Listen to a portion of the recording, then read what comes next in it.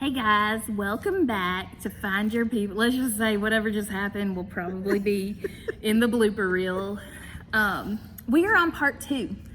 And honestly, we've been here maybe 30 minutes talking, don't tell our husbands, talking about all the people that have told us they're meeting together, that they're starting, taking the initiative to meet up with people and to get together with people. And it's made us so excited. Yes, very excited. And so really today, what we want to do and what this second section is about is, if you're not doing that, if you're not implementing these ideas and these thoughts, what are you waiting for? Mm-hmm. Like, we want to encourage you to start now. And so... Well, no, I was just going to reiterate, this is, like we have already said a couple of times before we started the video, this is what session 2 is all about. It's just doing it, taking that first step. Yep. And you've had a lot of people reach out to you saying, hey, we're loving this book and we're meeting together, and I just want to say, keep going. Mm-hmm. Yes. Don't make that you checked it off your list and you're done. Yes, that is really, really exciting, and not just saying that as words or statements or whatever. I mean, that really motivates us, because this is the whole purpose of why we wanted to share this with you guys, because we know what's in this book is so important, and we were hoping that all of you that are participating with us would catch on to that. And it seems like you are. I know, and it's pumped us up. Yes, it really We're here has, for more. So this part 2, is called The Path to Connection. This is the practical part. She gave us all the foundation in the background in the first section, why we're like this, how God created us, this is why we need people. So how do we put this into practice? This is the practical part. So first of all, what keeps us from finding our people, quote unquote, finding these people? And I think we could come up with a ton of excuses. A couple of things, and I guess it's in my own life, or what I also see in the lives of everyone around me. We're busy. We're so busy. And then for me, I always say, oh, wait until this. Like right now, literally our floors are torn up. We're still pulling up the wood, and so we can't lay down, the new floors yet. And we've been in and out of town. It's taken forever. And so I've had no one over. I feel convicted and compelled to do that with some people. And I'm like, where would they sit? What we literally are on the foundation in some of our rooms. And the Lord is saying, invite them into your foundation ground. Yes, and so many people will say, my house isn't big enough. My house isn't clean enough. My house isn't good enough. Me, similar to what she's talking about, I would love to have people over so we could sit on our back porch. I'm not currently remodeling inside, so there's nothing wrong with inside. And it's a great get-together house. My excuse is, well, I want to wait until our roof gets done on our back porch so we can go on the back porch. And if you're like me, why not now? you have It's found inside. later never comes. Exactly. As soon as I get that done, I'm going to be like, well, I need matching furniture, or I need this, and I need this. And it will never happen. And who knows what I'm missing out on from being obedient. And that's exactly what the enemy wants. That's exactly what he wants. Another thing, maybe looking for relationships that look a certain way. Maybe in your mind, a relationship or a friend that you are expecting, you envision to be a certain way. And so you look around and no one fits the bill. Those are some things that can get in the way of us finding our people. What are some things that might get in the way of you finding your people? Y'all tell us in the comments, because we're going to be like, no, just like our own excuses. And one thing that I don't know if anyone will say or post, but I guarantee it will cross their mind, is they're not, like, I'm more of a mess than they are. They have it all together. We are nothing alike. We have nothing in common because of XYZ. They have ABC, and so it will not work. And that, again, is another lie of the enemy. That's right. It's a great tool. Yes. On page 72, this is something that continues to resonate in my mind since reading this book. This is whenever I give people the elevator pitch to what this book is about, I tell them that your people are probably closer than you think. Your people are people you already are probably doing life with.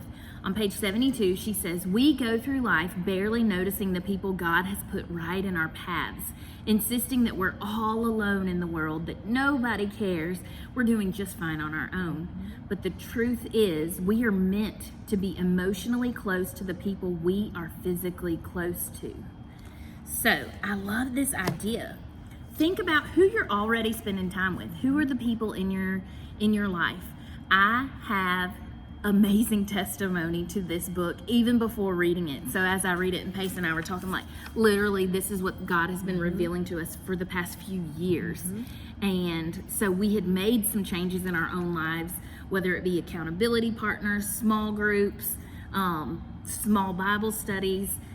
We have seen that these words are true. The things that she's saying works. It really does work. I have a group of people. As a ministry wife, I found myself in a place where, like, I'm not around lost people. How am I going to share Jesus? How am I going to share the gospel and be obedient to fulfill the Great Commission when I'm surrounded by saved people? I'm at home with my kids, which I am trying to lead them to the Lord. But I'm not just, there are not people in my life, or so I thought, that I could share Christ with or do life with in this way. And one day, as I was praying for people, I went to a PTO meeting, and of course that couldn't have been the people God was talking about, but the Lord went before me, and we have a group of friends that are crazy different. And so these things like, look for people who aren't like you necessarily, look for relationships that may not fit the box that you've made. We all ended up becoming such good friends and just making each other better by the time that we spend together. That group was always there. It's kind of a changing group because of parents and stuff and schools and all that. But I never looked at them as people to do life with, you know? One of your, and spoiler alert, one of those ladies might actually be, you might get to meet her really soon. Yes, this is crazy. In fact, she's the one that first, she has a Jenny Allen obsession. And she first talked about this book, and we're like, well, we need the book. Yes. You know? Let's get it. But just piggybacking on what you just were talking about, on page 73, she says, relationships should arise out of your everyday places and your everyday activities. That proximity is a starting place for intimacy. So true. And I think we look too hard. When we are asked to do something like this, I think a lot of times we're just looking too hard, and it's not. We're looking maybe for a ready-made, oh, this is a small group and you're a part of it. It doesn't exist without a start. Everything has to start somewhere. And what if you're the person who's supposed to start it? And so look at these groups that you're in. Look at these places and these people that you're coming in contact with frequently, over and over again. We've heard from some of you started forming more relationships on the soccer field. You're gonna be together a lot, you know, watching your kids' games, going to practices, do life together. And think about each of these groups and ask yourself, how can we go deeper? Ask God, how can we go deeper? Also, something important, meet this group where you are. So there's not a rule that says you just have one group. My PTO friends are not my only small group of my people. I have other friends that are my people also, and they all make me better, and they are a part of who I am. But whatever group you're a part of, meet them where they are. I think that's a really important thing. And wherever they are, challenge that to go deeper. So if you're meeting with people who you don't know where they stand with the Lord, you don't know if they're saved, be the person that points them to Christ. Be the person that shows them who God is. Share the gospel with them. Earn that right to do so in those relationships. So that's one way to go deeper. If you are in a group that you know everyone knows Christ, how can you go deeper from that point on? I said a few things. Read a book together, some things that we have implemented. Read a book together, study the word, ask hard questions. I think we learn so much from each other just by discussion. You know, in the book, she talks about this example in this particular section where she had met with a friend. I don't know if, I can't remember if it was coffee or dinner or something, and the friend was just complaining about another person, her mother-in-law, I think, is what I recall.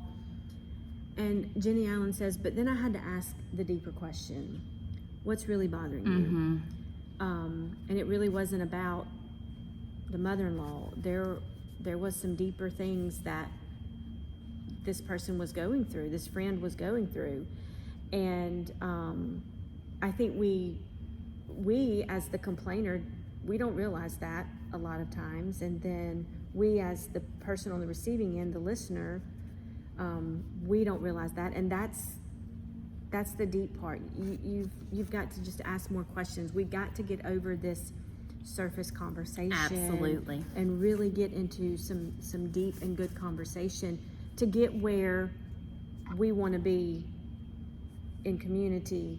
And to know each other, truly know each other. I agree. So sometimes, and I don't know about you, but this is a big deal. Sometimes our own expectations can be the biggest hindrance. I am notorious for dreaming up how I want things to be or situations to be. Poor Dusty, like no one can live up to the wonderland that I make in my mind. And so forget those things when it comes to relationships. Forget those things when it comes to your small group. We're all human, we're all people, and we're going to touch on this in a little bit. We're all going to make mistakes. We're all going to go through times where it's hard and we have to decide to keep going. We have to make that decision. I'm not even going to say it's an option to pull out. And she says that numerous times in the book. You're going to be hurt. Yes. These plans, these strategies that she mentions to, a lot of them are not going to work. That's right. Because you're dealing with imperfect people. And Always. But she says to keep trying, to don't let just one person or one conversation, one instance isolate you from the rest of the world. Agree. It's trial and error, and we are going to have errors, but the success is in not giving up. It's not in it looking perfect, but it's in continuing to pursue relationships no matter what. So another thing, an expectation you might have is that little old me, just one person, I couldn't put together a group of friends. I couldn't gather us. What kind of power does one person have? And I love that she touches on this. Paisley and I both went to Israel together a few years ago, and it was both of our first time. And she talks about Jesus and his ministry, but it's shocking how small Israel really is. Like just to look at the Sea of Galilee and to know that that's where the storms were. That's where Jesus walked on water. That's where all these Bible stories were based around. And you can pretty much see to the other side. And it's just mind-blowing. And it hit me that Jesus, his ministry was in this one country that's actually like the size of New Jersey, really small, and it was on foot.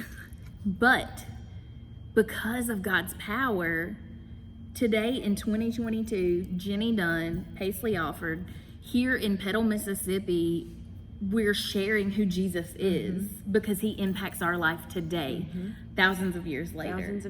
Thousands of miles. That's from right. where That's right. his ministry actually took place. So when God is involved, there is power in the small. Don't think little old you couldn't do anything. Yes, unlimited. I mean, it blows my mind. Yeah. Okay, getting kind of into the hard part. Be vulnerable, be transparent. And honestly, we kind of just had this whole talk before. We get excited and we share our own overflow, which is the whole point. This is why we're doing what we do. But being real and vulnerable is messy. It's part of that heart. It's part of relationship. I'm going to requote because I went back and looked it up a little bit, but it says, be real with all, transparent with some, and vulnerable with few. I found another quote that I love. Tim Keller says, to be loved but not known is comforting, but superficial. To be known and not loved is our greatest fear, but To be fully known and truly loved is, well, a lot like being loved by God. To be fully known and truly loved, that is what we're hungry for. Yes, our desire, and a lot of times we don't even realize that that's what we're craving. We Right. talked about that. And so we turn to other things. And she talks about that a little bit, idols and then C.S. Lewis, she quotes him in here, and she says, to love at all is to be vulnerable. And so we're here to say relationships are difficult. I can't help but think early on when Paisley and I got to know each other, the Lord put us together in a really cool way.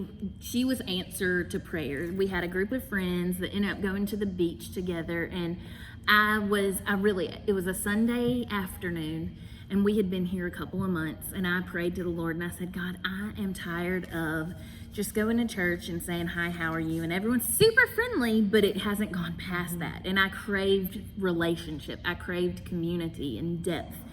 And I will never forget, I went to church on a Sunday night that I literally prayed it that day. And they were there for praise team. It was you, and I know Dina, and I'm not sure all the crew, but it was just a few people that were there early. And we came in and we were just talking about life, and we were complaining a little bit. But I loved it because never. But that's it. I mean, being real like that was important to me because some people treat me like, oh, she's the preacher's wife. We can't be real in front of her. But they were real with me, and I was able to complain a little bit back and stuff. It wasn't a big deal. It was probably like being the hard job of being a mom or something. And so the Lord gave us relationship. Through that, we started women's ministry in our church. So there's the little foundation of that. But I can remember we would have meetings, and we would meet pretty frequently. And I just remember one meeting. I get so excited about things, and I get I don't know, when I'm excited about stuff, I'll interrupt or I'll put in my 2 cents. And every meeting I'll be like, okay, I'm not gonna talk. Every meeting, because I leave the meeting like overthinking everything I said. And so there was one meeting, and people were throwing out ideas, and Paisley threw out an idea, and I was like, well, da-da-da-da-da. And I know you remember. And so, oh good, I'm so glad. And Oh, wait. No, I'm just kidding. and so really, we leave there, and I overthought, but I needed to. And I was like, oh, I was kind of a jerk in that moment. And I didn't mean to be, but I just get one-track mind. And I overtalked her and everything. And I text her, and I was like, I know I hurt her feelings or whatever. And so, well, I'm glad. Thank you, Lord. No. And so, but like, honestly, if anything, that interaction and that mishap and that apology made us closer as friends. And so even in our relationship, we know it's not going to be perfect. We know we're going to hurt each other's feelings, and hopefully, and we'll get into this in a second, hopefully we apologize quickly. Hopefully we give each other the benefit of the doubt. But this is gonna be messy. I mean, because of our relationship, she knows the ugly of me. She knows the sin. Like, I'll even text her like, I'm literally sinning in how I'm thinking right now. I need, and so she truly knows my heart. Yeah. And I want to go back to what we just said a few minutes ago about some of the excuses why we don't get into relationships with people, because we think they're not like us. They don't go through what I go through. They would not understand. It's the preacher's wife. I mean, there's nothing. She doesn't sin. She doesn't get her feelings hurt. She doesn't hurt feelings. And that is so far beyond the truth. And that's why. And there's nothing harder for me in relationships than people putting me in that box. Yes. Like, oh, literally, I will say, okay, she treats me like a preacher's wife. And like, we probably don't go deeper than that until she realizes I have, to this day, I have people that I'm like, well, she doesn't think I'm a real person. And so we can't go deeper than that. I mean, she gets aggravated with her husband, and He's the preacher. The preacher. But I mean, I get aggravated with my husband. You're just as normal. People are just as normal as you. People are all struggling. People are all we all have the same thing. We all desire the same thing. It's just somebody's got to take that first step Absolutely. in making it happen. Absolutely. And to be vulnerable. That's the word that we. So to be real with you guys, like before we pushed record, we were talking through like some of the people we've heard from that are, you know, like, let's go to dinner, or let's meet up, or let's take advantage of being rained out of a soccer game and just chat and talk about life and do life together and get to know each other. And we also thought about specific people who have reached out to us through this, who are craving that relationship. And maybe they are not the instigators. Maybe they're not the personality that's going to say, let's get together with other people. And that's why we're here today to say that if you feel led or compelled to to start a group or to meet up with someone, or the Holy Spirit has put someone on your heart repeatedly, there's a reason for that. And so what we are praying for is that God calls the people who are to organize these get-togethers and organize these meetups with people, that they would be obedient, and that these people who are so hungry and thirsty for relationship be drawn in to relationship. And I think that's why there's leaders and there's followers. Yeah.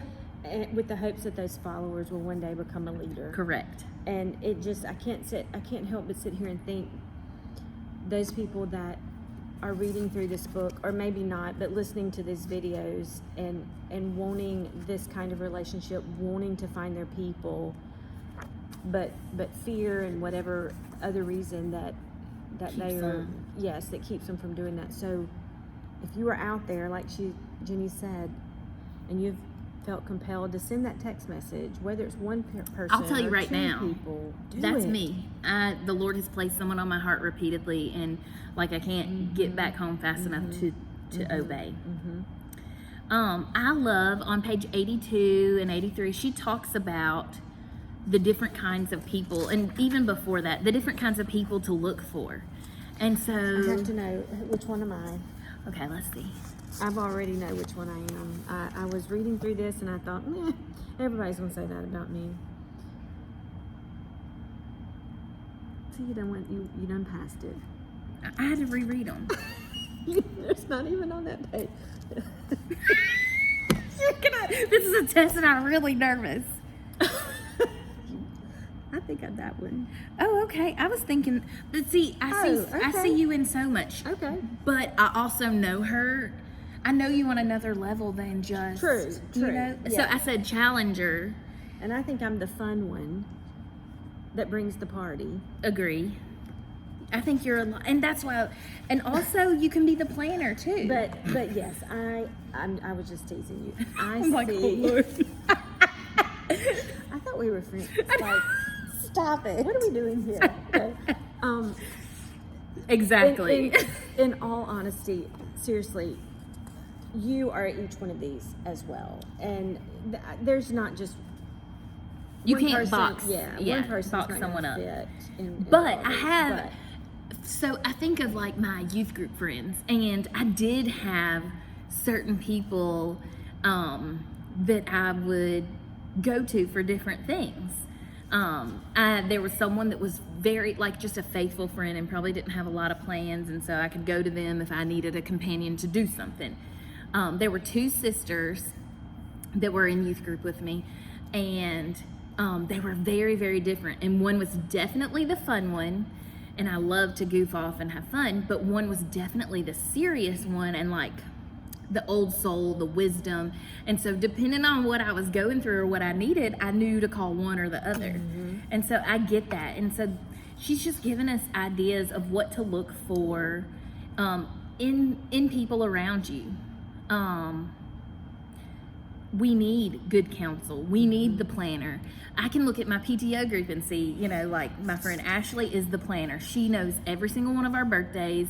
She makes sure she makes sure that we get together for those kinds of things, whether it's opening her own home to get us together or what. There's one that's a challenger. There's one that's the fun one. I mean, the sage, that was the Yes, one, the friend who listens, wise, prays, yes. advises. They love a problem. They carry godly wisdom. Yeah.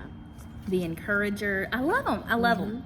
So I liked her kind of giving us things and characteristics to look for. And then accountability. That is what this is about. Today in Sunday school, we were talking about abiding, and we need, in order to abide well, we need people to help us do that. In the book, she says, this is us choosing to get better together. And this week, as I was doing different things and praying for different things, and my phone was blown up in a group text with my small group, I couldn't help but sit and thank God that, like, we're called to be different from the world. We're supposed to be aliens and weird, and we kind of joke about that we are weird. But I told him, thank you for giving me people that are weird with me. I'm not alone in the weird. And it encourages me to not look like the world and to look different. Accountability is to sharpen and to be sharpened. That verse that says, as iron sharpens iron, so we are to be to each other. It's important for us, she touches on this, it's important for us to give certain people this responsibility. Not everyone can speak into your life that way. They have to earn that right through knowing each other, doing life together, knowing, like, if I'm not going to accept advice from someone, I'm not going to accept criticism from them. I think that's a good piece of advice. Same thing with accountability. Like, if it's just a stranger who has not earned that right, then they're not my accountability partner. And I think you have to be careful with that too, because a lot of that could be from a judgmental yes point of view. If they are on that level, or that type of person, like you said, that really doesn't have permission to hold you accountable. Yeah, there are definitely people in my life who've tried to do that, and I just smile and nod. Yeah. You know. God bless you. Yeah. Bless your Exactly. heart. Bless your heart. On page 134, there were a couple of things. When we get together with these people, she said, our natural inclination is to solve each other's problems rather than to point each other to Christ. And then at the bottom, it's, we don't counsel each other with human wisdom. We point each other to the Word of God. Don't be a yes man. And I have to remind myself this in our Sunday school small group. Do not be someone like they're under conviction and they're sharing in small groups, and the Lord is calling them to something. If God is doing a work in them, don't make them feel better. If they say, hey, God's really convicted me about how I treat my husband, I really got to work on this. Do not be the friend that says, oh, but he does this, he deserves that. Do not quench what the Holy Spirit is doing. This is what I would do. Yes. And you've never been in that situation. Right. So we've talked about that before. So the Word is always our compass of what it tells us what is wise and what is good and what is evil. And so that is what we use for accountability. Yes, and it's not always a bad idea before we respond to think about what let your words be response few. Yes, what our response should be. That's right.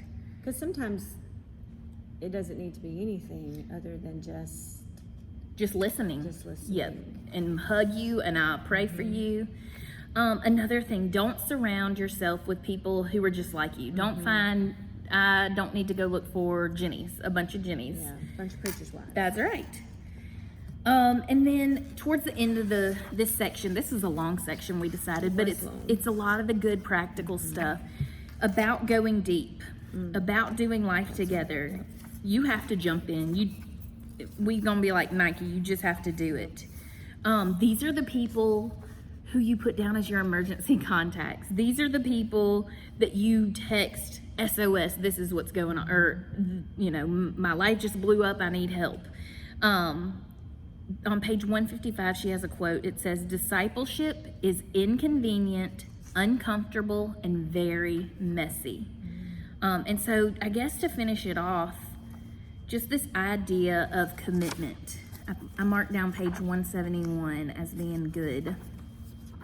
Oh, she's saying, how do we do this? So when we find these relationships, we need to be committed to them. And we just kind of touched on that. When the first conflict arises, I do have people in my life that have left, that have just run off the scene. They're done trying. Or when relationships go too deep or too serious, they're out. They weren't looking for that. So with these relationships, make that commitment that when the going gets tough, when things get hard, keep going. And so she gives us a few pieces of advice. Assume the best.